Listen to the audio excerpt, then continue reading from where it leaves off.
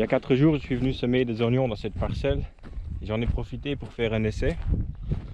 Un essai qui devrait faire en sorte, si tout va bien, que dans cette ligne-ci, la 13e ligne, il y aura 2,5 fois de mauvaises herbes en plus que dans tout le reste.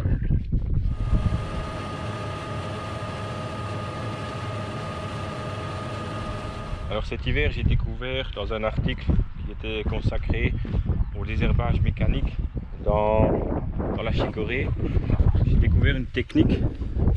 C'est un article hollandais de 2006 que je mettrai dans la description. Eux parlaient du travail sombre. Et le travail sombre, c'est le fait de travailler la terre dans le noir complet, ce qui donnerait moins de mauvaises herbes vu qu'on n'expose pas les semences à la lumière. Et ça, c'est basé sur le principe que une bonne partie des mauvaises herbes, les semences de mauvaises herbes, sont équipées de photorécepteurs et elles attendent en fait un signal lumineux pour germer. Puisque ici, on estime qu'il y a à peu près 125 000 semences par mètre carré. Elles ont de la chaleur, elles ont de l'humidité, mais elles attendent d'avoir de la lumière pour être sûres au printemps d'avoir des bonnes conditions pour pouvoir fructifier et se multiplier. Et donc eux ont fait un essai en 2006 et ils ont découvert qu'en travaillant une terre de manière classique avec une rotative normale et la terre d'à côté, donc la ligne d'à côté avec une rotative qui était complètement bâchée, sur la partie bâchée ils ont découvert qu'il y avait 60% de mauvaises herbes en moins.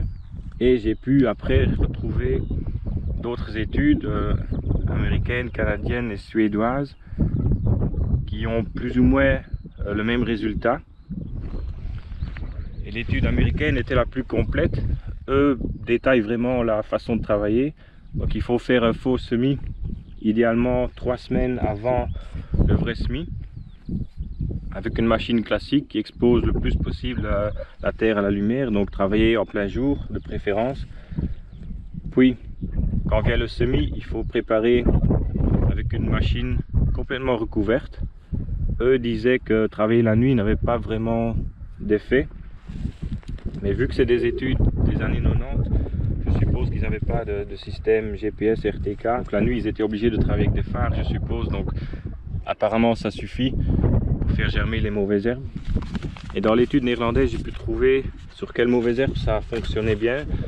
Donc ça fonctionne très bien sur les kénopodes, le mouron, la camomille et l'ortie brûlante. Ça fonctionne moyennement sur la renouée et la moutarde des champs. Mais par contre, ça ne fonctionne pas du tout sur le gaillet, le lamier pourpre, le sénesson, la véronique et le paturin. Donc je suis venu ici passer une bande à la fraise en plein jour. Et la nuit, je suis venu faire tout le reste avec la fraise, dans le noir complet, avec le RTK, donc pas d'éclairage extérieur, même pas les feux de position, parce que ça éclairait, rien que l'éclairage de la plaque me permettait de voir la machine. Donc tout feu éteint, j'ai tout préparé à l'aveugle, et je suis venu semer le lendemain. Donc, le semis peut se faire en plein jour, vu qu'on ne dérange le sol que sur 2 cm de profondeur, donc de toute façon tout ce qui est dans les 2-3 premiers centimètres va germer de toute façon. Cette technique permettrait surtout d'empêcher tout ce qui vient du plus profond, donc de garder ça dans le noir, donc ne pas les activer, ne pas les réveiller. Donc maintenant il n'y a plus qu'à attendre. Moi je vous ferai un suivi de la parcelle tout au long de la saison pour voir s'il y a vraiment une différence, et si jamais il y a une différence, ben là il faudra absolument que d'ici la saison prochaine on équipe certaines machines pour pouvoir travailler de manière complètement couverte en pleine journée.